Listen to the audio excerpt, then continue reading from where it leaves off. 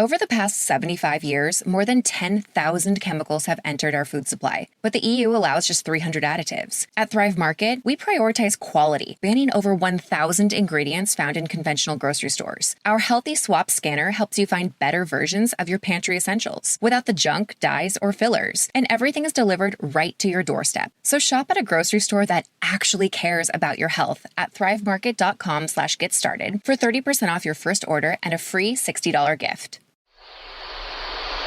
You're in a good place now. You are listening to Perspectives with Ashley Burgess.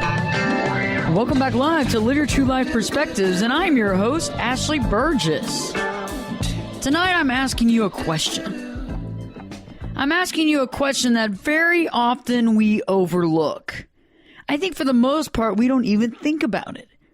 It's something that really doesn't even kind of mesh in. It's the thing that until someone else points it out, we don't even know it exists. And I'm asking tonight, how limiting is your language? And I know some of you are asking me, what in the heck are you talking about? How limiting is my language? And you know, it's interesting because language is something that we learn before we even fathom that we're learning anything. I know that most of you don't remember back to the womb. I mean, some of you might, but even in the womb, we can hear and subconsciously understand what's being said. We even feel the feelings from inside of basically the idea or the concept, whether it's happy or solidly good or loving. And we could feel that. We could feel that because of being in that womb. We could feel the feelings and the emotion. We might not even understand what is being said at the time, but we can feel that. And I think it's interesting that when it comes to language, we don't often realize the key subtleties that certain words and sayings and sentences can mean. I find that we often take for granted what language does to us, how it makes us feel. Better yet, does it help us feel like a winner, or does it help us feel more like a loser? It's interesting what language can do, because language can build us up or it can break us apart. Think about it. Someone like Martin Luther King could stand up and talk about how we can all get together and be one and understand the real direction, what democracy really means. Or you could have David Duke get up, and I'm not trying to bash on any particular person, but he could sit there and talk about how the United States should be divided and how one race is better than the other. And language can divide people all the time. It does it all the time. And we don't think about language. We don't think about it until something happens, like hurt words between somebody. For example, someone tells you to go whatever off, That can be a make it or break it for any relationship or friendship. But we often take for granted the subtleties, the small things. We take for granted what language actually does to us. Okay? How it makes us feel.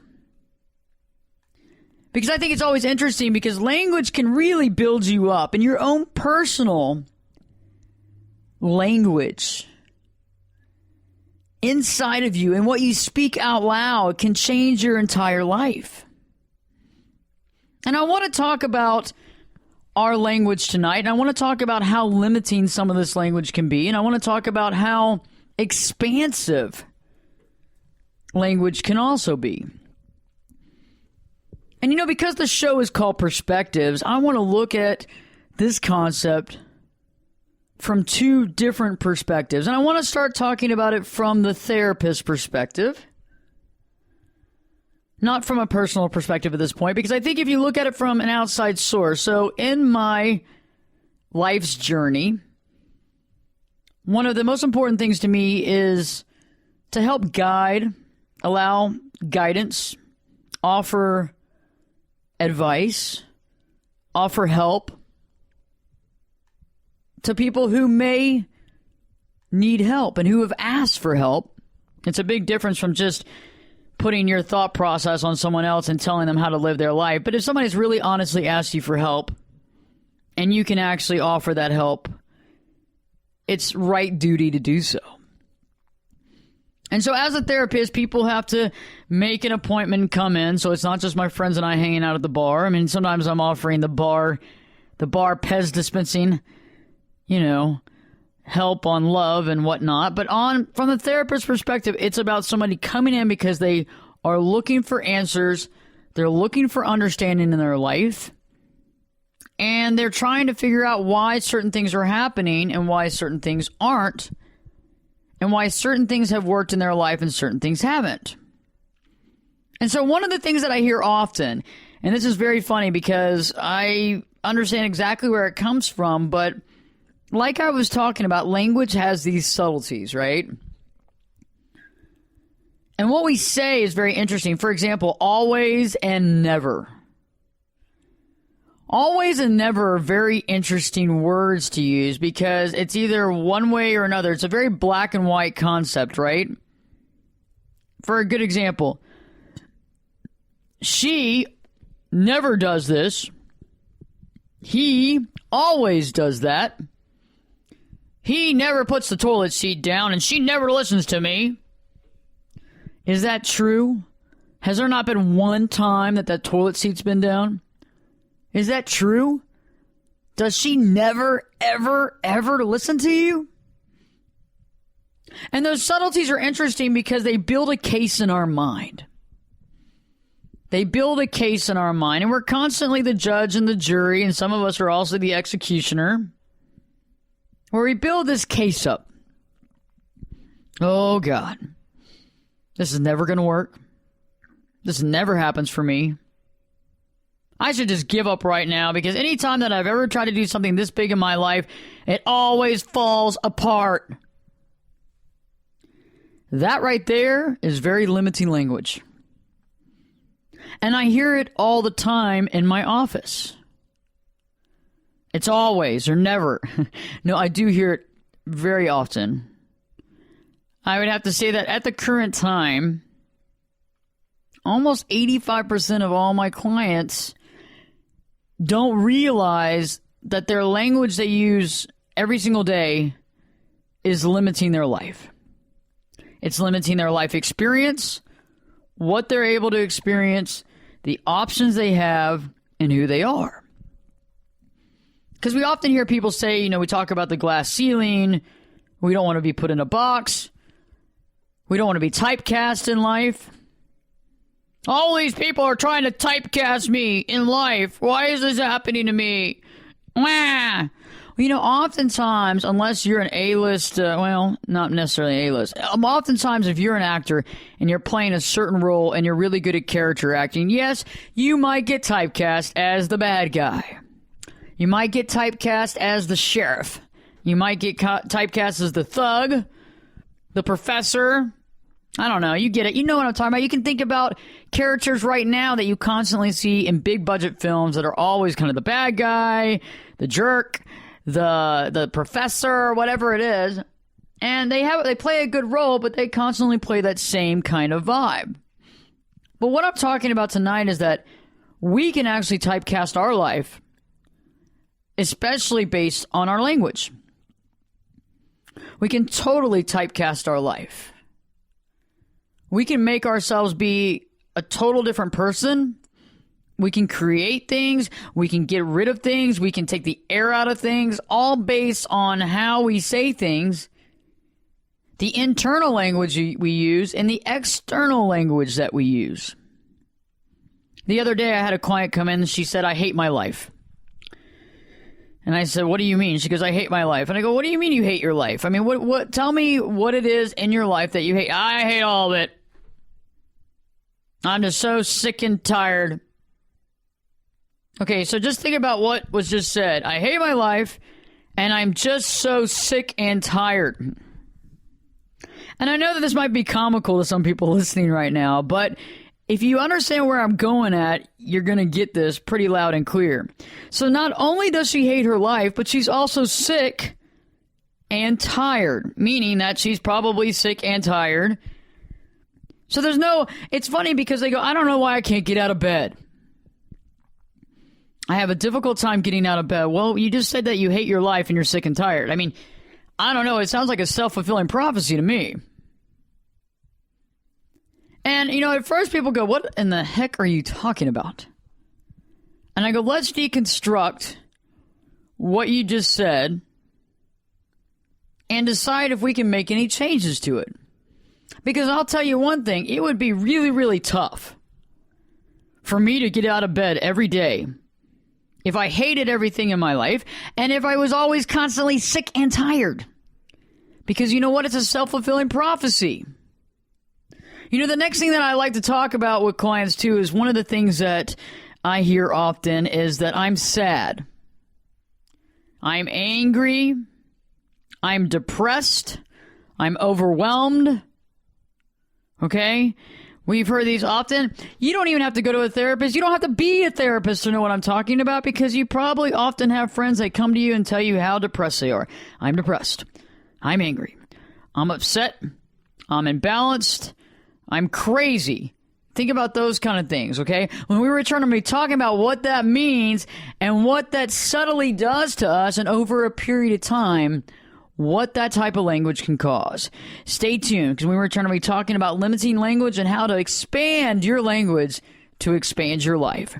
Live your true life perspectives with your host, me, Ashley Burgess. Will be back this time, and be back this time in 2 shakes.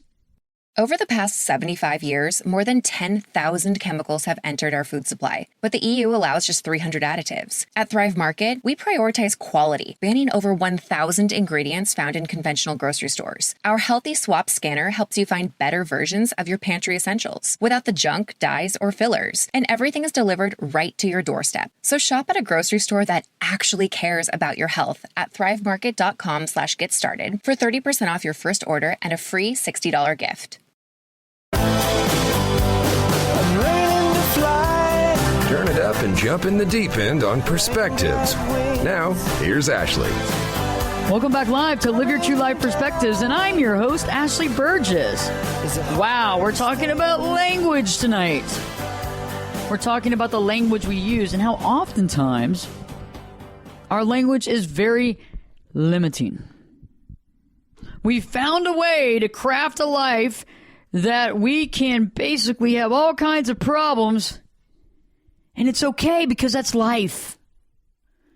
It's life to be beaten down and abused. It's life to have your butt handed to you. It's life because that's life, and we're human. We're meant to make mistakes because we're only human. And so right before the break, I was talking about the perspective of the therapist perspective and what I often hear, not always, not never. Stop using those words. She's always mean. He never wants to have sex. Yes, I hear that often. It's okay. But there really isn't always, and there really isn't a never.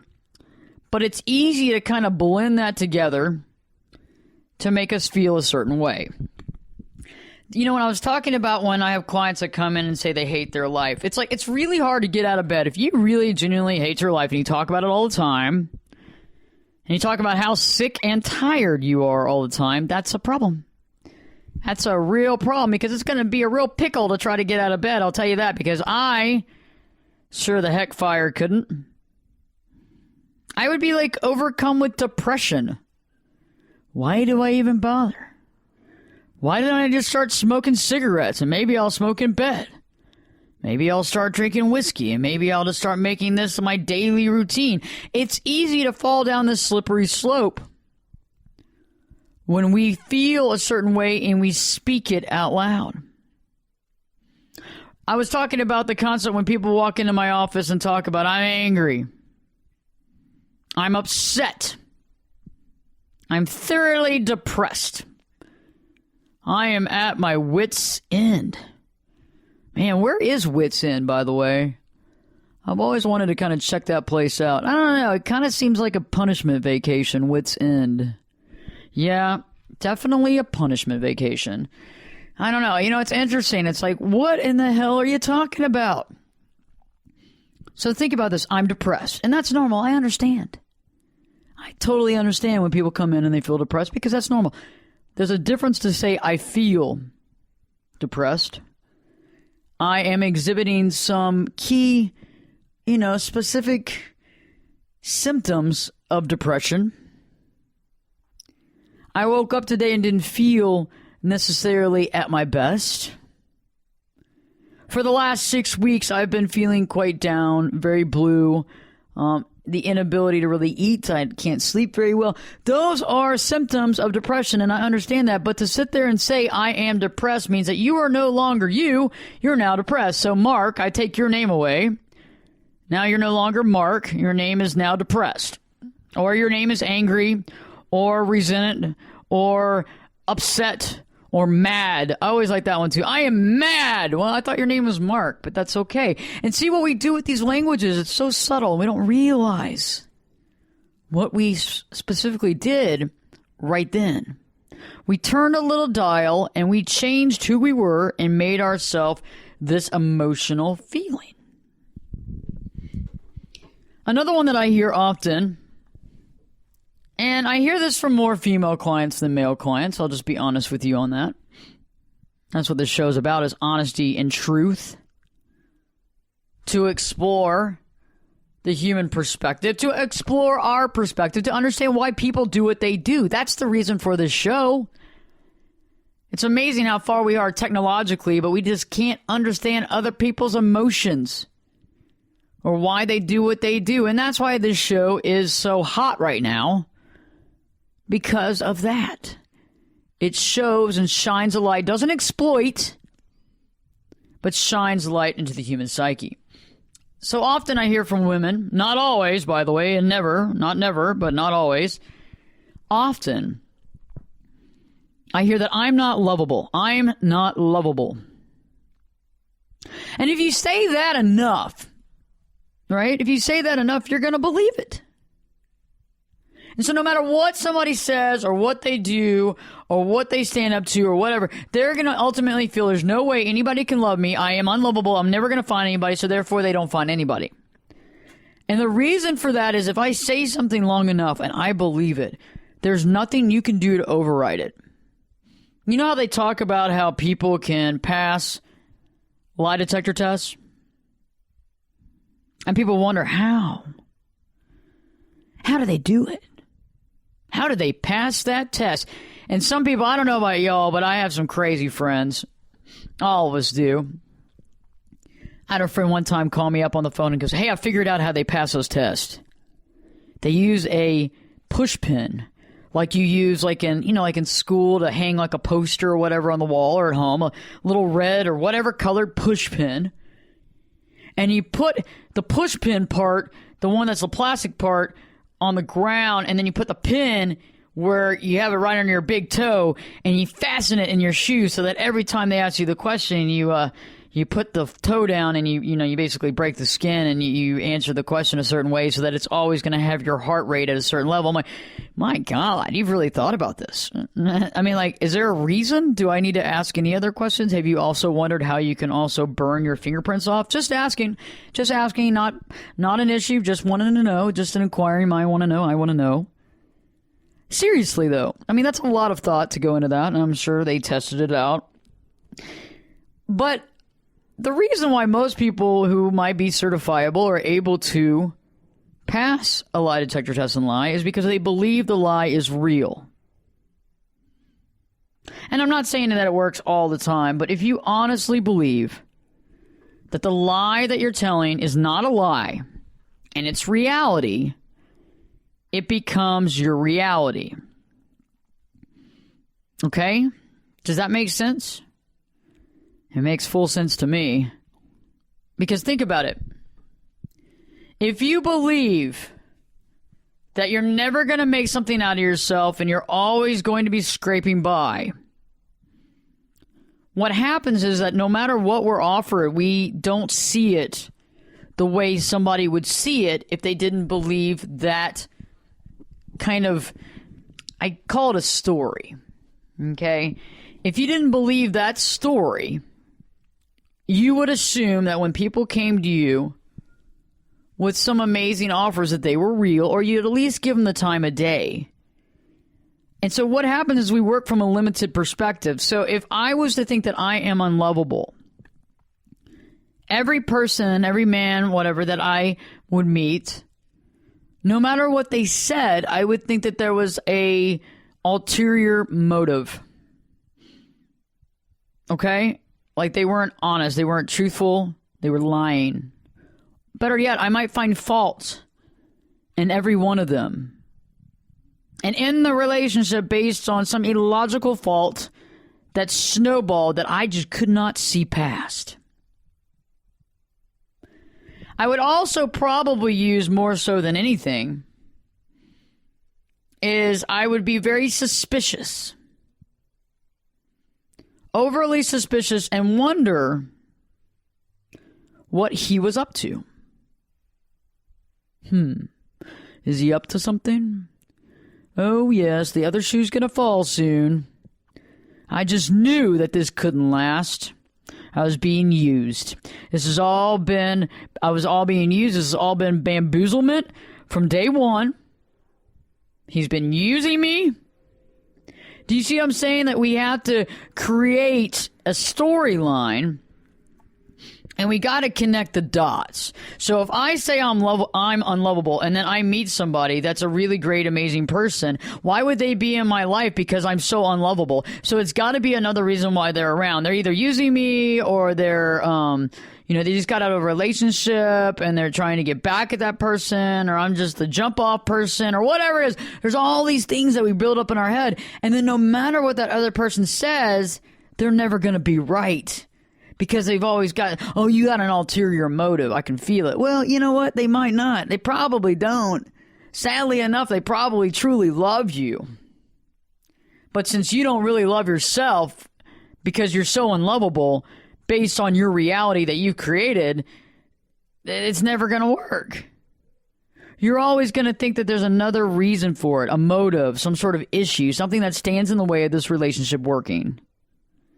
I know it's a pity, and I see it often in my office. I see it, and it's hard to take somebody and say, this is what's going on. And so I've been working with some clients recently on this to work on self-limiting behavior and self-limiting language. Because the behavior is an offspring of the language. You know, what we say manifests into reality because we make it a reality. No matter how asinine it may sound, no matter how untrue it may sound, it still forms as a reality in our mind. Stay tuned. We're going to be talking about my personal perspective on how limiting your language is and how limiting my language was before, because that's the key. The only way I can talk about this and be totally honest with you and be authentic with you is because I know it. It's not because I read this in some sort of journal. Yeah, I mean, I've read some journals and some stuff on it just to back up the fact that, hey, other people are going through this and other trials are being done and some different type of therapy is being done, because I get some ideas on how to work with cognitive therapy and various things to help other people. But at the same time, you know what? It just powers up what I'm talking about. And that's why I can talk about this, because I've been there and I've done it. And I've gotten to the other side, and I've walked across the street from limiting language to expansive language, and that's what I'm talking about tonight. So stay tuned. I'm talking about how I had limited my language, why I did it, how I did it, and then eventually toward the end of the hour, we'll talk about how you can expand your life and expand your language. Stay tuned, because Perspectives and Live Your True Life Perspectives with your host, me, Ashley Burgess, will be back this time in 2 shakes.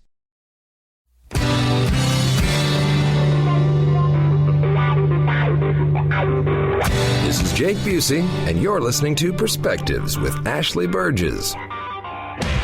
Welcome back live to Live Your True Life Perspectives, and I'm your host, Ashley Burgess.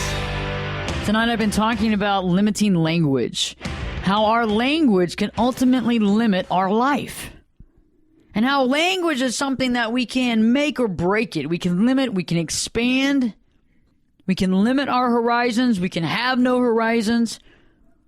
We can open anything up to reality if we just allow it to be. And right before the break, I was talking about the therapist perspective and how I ultimately see a lot of clients, always or never using those types of terms. It's always happening. It's never happening. But also the I hate my life, I'm depressed, and I'm unlovable, and how those types of thoughts that turn into language change somebody's life forever. If you're constantly believing that you are unlovable, no matter who comes in your life, they're not going to really truly love you. You're going to think that there's something going on, that they're up to something, that they're using you, that you're just the spin-off person, that they're just, it's just a fling.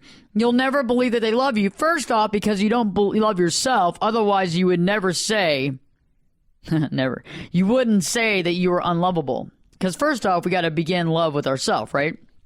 Yes, I did a video on that recently. You can find that on YouTube, and it was pretty cool. It was called Love Hack. And it was about, you got to be true love to yourself. You got to be your own soulmate before you're going to meet anybody that's going to be at your level of a soulmate. Yes, you might meet people, but it might not be the right person, because if you're not in the right space in your life and in love, you're going to meet somebody that's in that same awkward, funky space. I don't deserve to be loved. So you're going to find someone else that doesn't deserve to be loved. And both of you are going to have a real interesting time with that, until eventually somebody wakes up and goes, wait a second, I do deserve to be loved, and I am loved. What are you doing over there? So let's talk about it from a personal perspective, from Burgess's personal perspective. I think it's interesting how negative self-thoughts are kind of manifest into this negative self-talk. And then negative self-talk becomes the limiting language that creates my life. And I didn't realize that for a long time. I didn't really understand. And a lot of it was, I was going through an illness for most of my life. And, it was interesting because there were certain words that doctors would throw around that I would just not use. I wanted to throw up before I used it. And one of them was disease. That to me is it's a rough word. It's kind of like you've lost before. There's no way you can win. You've already lost, so you might as well just throw it up there and just give it up. And it was interesting because going through that process for the majority of my life, this was kind of the tipping point right here. And I jumped right to the tipping point because I think this is the most important thing right now to talk about. Is I remember several doctors talking about the disease. You have a disease. And I was like, no, I have a dis-ease. And they go, what the heck are you talking about? I said, I have a dis-ease. I'm not at ease. And they go, what does that mean? And I go, it's kind of just saying that my body is having a difficult time right now, so it's not a complete ease. And I understand that. But I'm not going to just write off and give it a death sentence. And I started realizing that my own personal self-thoughts and my personal internal language was becoming an outside language that was limiting me. It was holding me back from achieving what I could definitely achieve, but because I had begun to employ certain languages, it wasn't in the cards. I mean, think about the concept, it wasn't in the cards. What does that mean?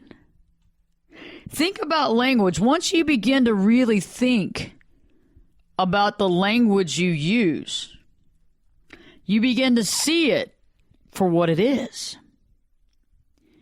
One of the things that I did, even when I realized about the dis-ease and disease, and even when I realized that I had to find the love within myself, and I worked on that, and that took to really, and I'm talking about to really find it. Let's not BS it. Let's not just say, oh yeah, check, got that one done. No. To really find self-love, I would say that I couldn't really master it until about a year after I'd been working on it every day. And I still was basically a novice. And I've worked on that self-love. I would say for now, oh gosh, I would say at least 13 years, 14 years.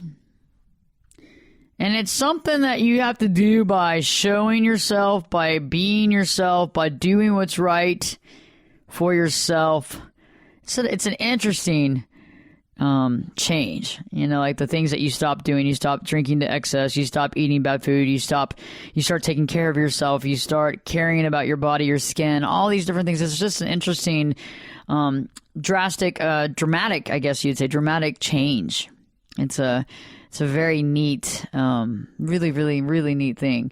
But, you know, it's interesting because even when I found that love and I kept working and creating that and crafting that and believing in that and you know, nurturing that, because that's something you have to nurture every single day of your life, right?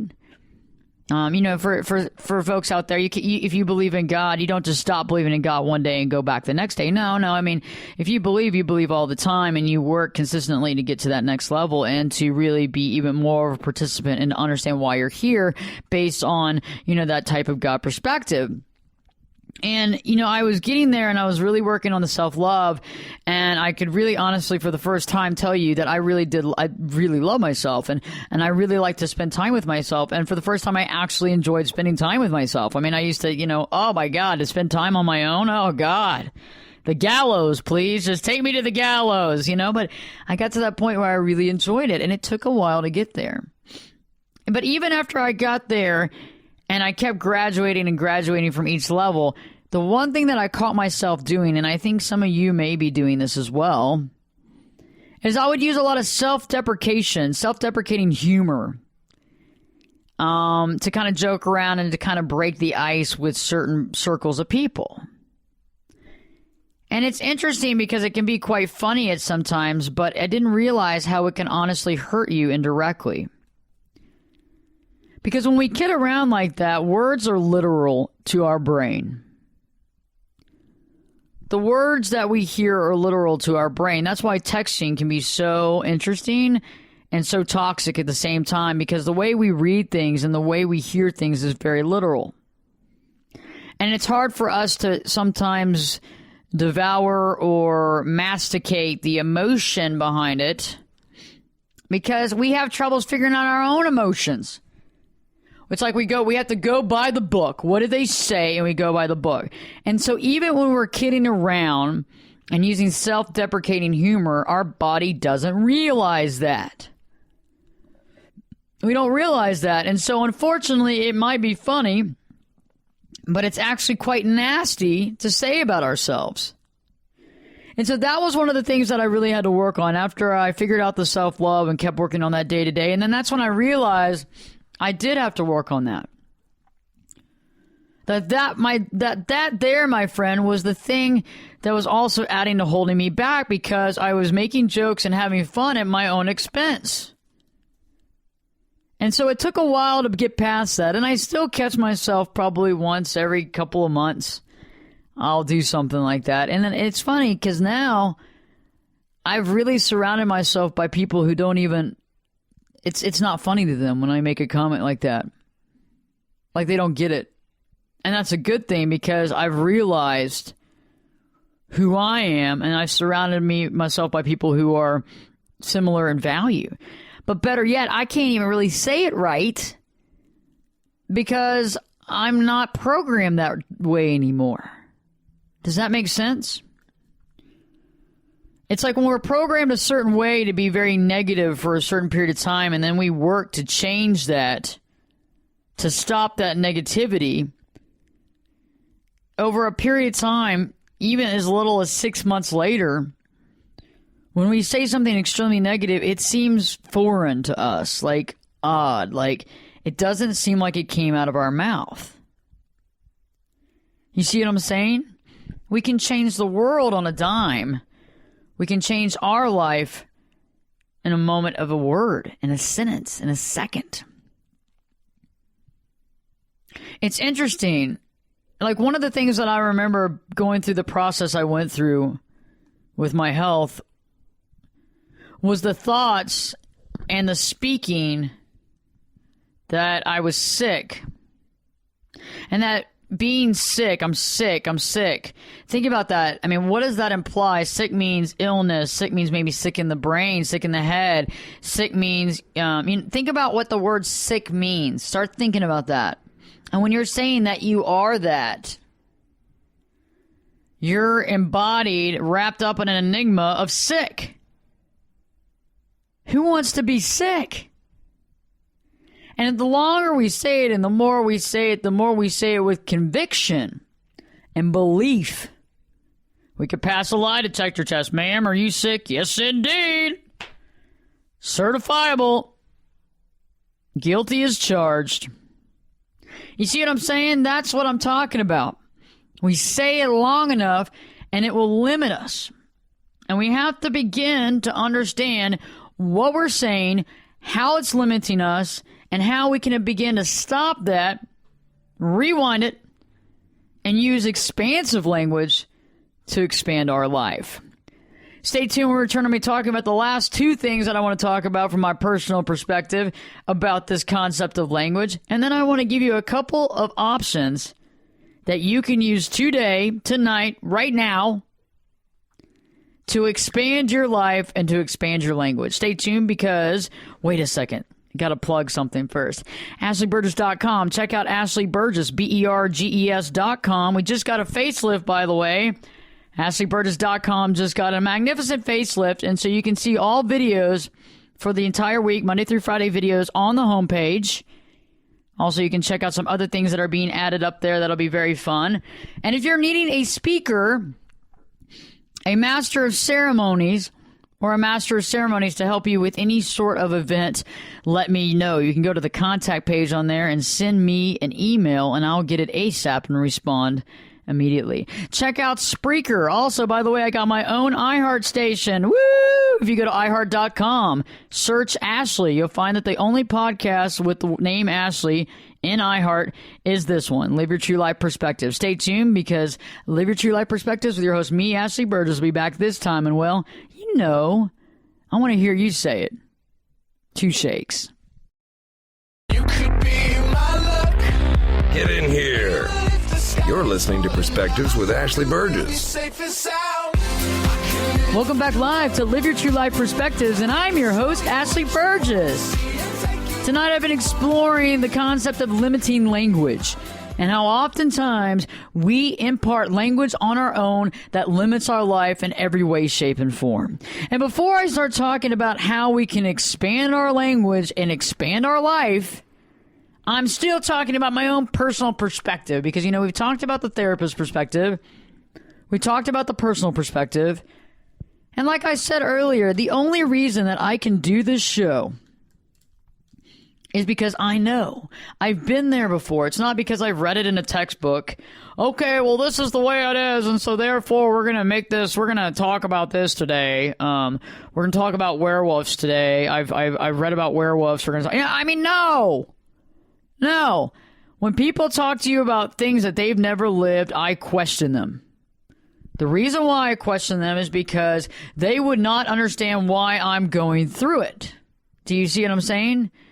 They don't understand what I'm going through, so how can they understand, 1, what it's about, 2, where it stems from, and 3, how to change it, because they never had to do it before. You know, it's like going to a therapist and you're an alcoholic and you're seeing a therapist who's never had a drink in their life. Huh. Yeah. Probably not the smartest choice. So let's talk about from my personal perspective. You know, right before the break, I was talking about how if you sit there and say that you're sick over and over again, what that means. Because if you really think about the definition of sick, there's a lot of things that encompass that. Do you want to roll yourself up in a blanket of sick? My name's Ashley. It's not sick. That's not even my middle name. Not at all. I mean, like big time could be my middle name. I don't know, but not sick. So I think about it. It's interesting, all this limiting behavior. Like one of them that I think is hilarious is that when people say, well, we're only human, you know? Yeah, we're just humans. So, we're really lucky to be here. You know, we're going to make mistakes. Well, talk for yourself, man. Speak for yourself. Don't speak for me. Why do I have to only be human? Oh, better yet, one of my favorite ones, this is a great one, and this is a personal one, and y'all are going to laugh because some of you know exactly. I got to do a blog on this. Okay. How many times have you talked to a good friend of yours, even a family member for that matter, and you're talking about your company? Maybe you have a real estate company. Maybe you run a store. Maybe you have a feed store. Maybe you have like a small, like a boutique, whatever it is. Maybe you run a school. Maybe you have a syndicated talk show, whatever it is. Isn't it interesting how people automatically sit there and talk about your little company? Oh, yeah, they dabble. And I like to dabble, too. She's dabbling in this, and they have this little company. What does that mean? And then for us to turn around and accept the dabbling in the little company. I mean, language is very limiting when you limit it down. Why can't it be big company? Why can't it be a huge project? Why can't it be immersed? She's immersed in her big project work instead of dabbling in her little company. What the heck does that mean? I mean, think about it. That's what I'm talking about, language. And when someone else says it about us, it's funny because we take it personally, right? Think about it. Oh, John over there's got his little company. He dabbles a little bit off here and there.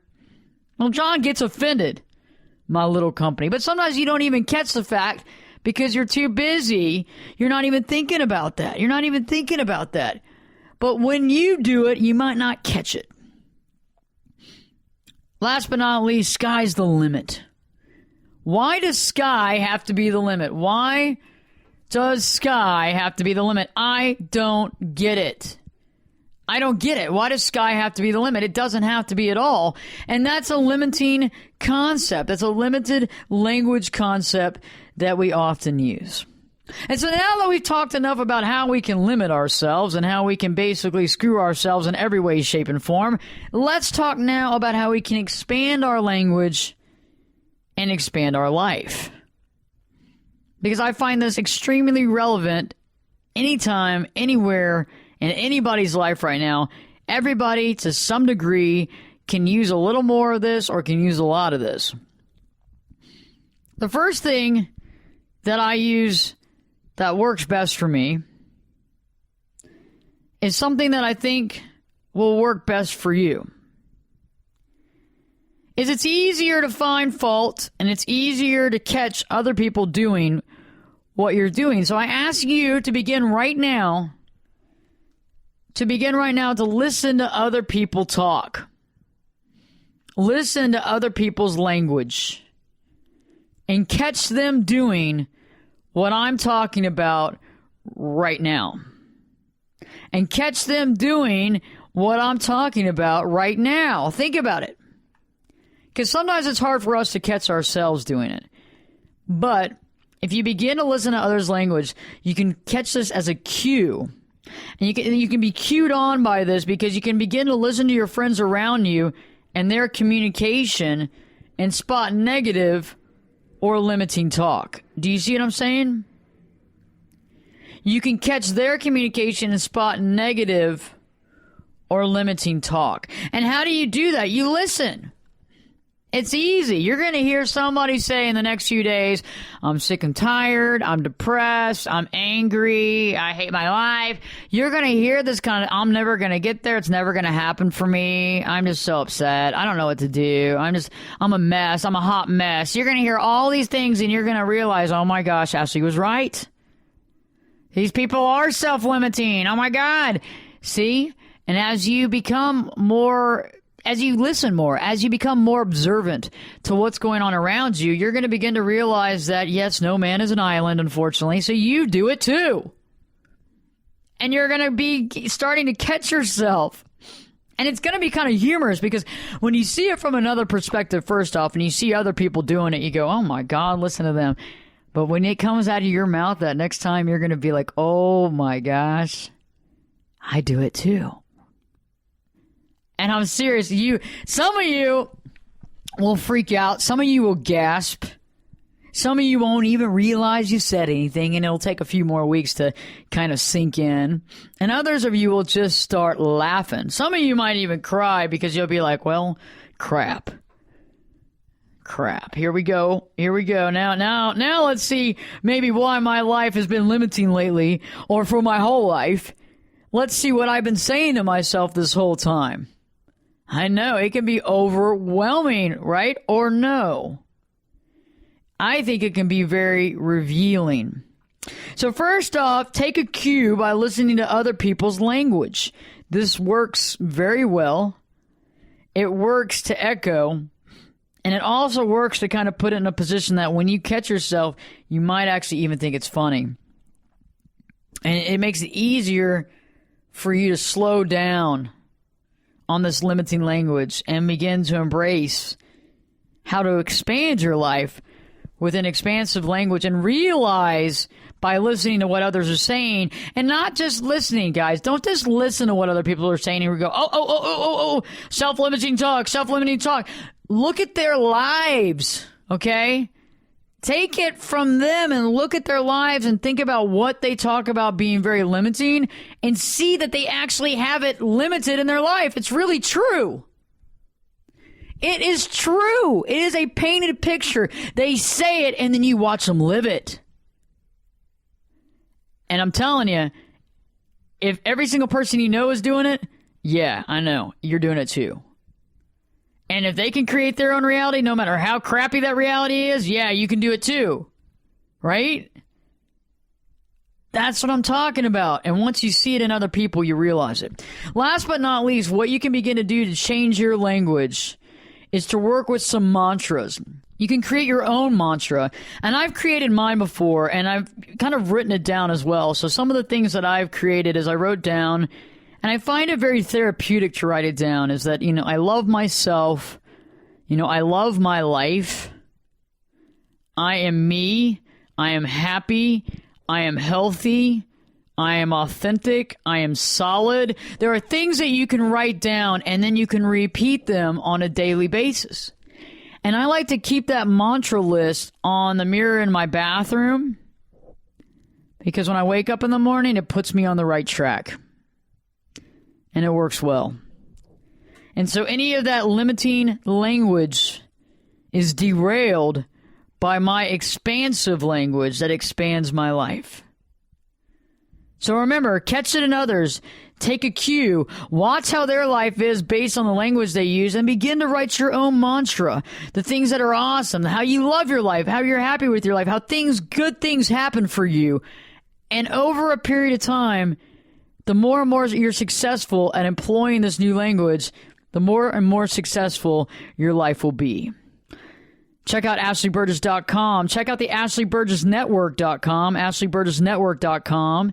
You can hear Live Your True Life Perspectives on Spreaker, Stitcher, personal iHeart station. You can hear it here on this station. You can hear it anywhere. Check it out. And remember, this life is what you make it to be. You might not have been the wealthiest, you might not have been the poorest, but you can create anything. And wealth is a state of mind. And it's what we make out of the gifts that we've been given. Don't judge yourself against others. Just be better than you were yesterday. Live Your True Life Perspectives with your host, me, Ashley Burgess. We'll be back this time, and we'll be back this time in 3 shakes.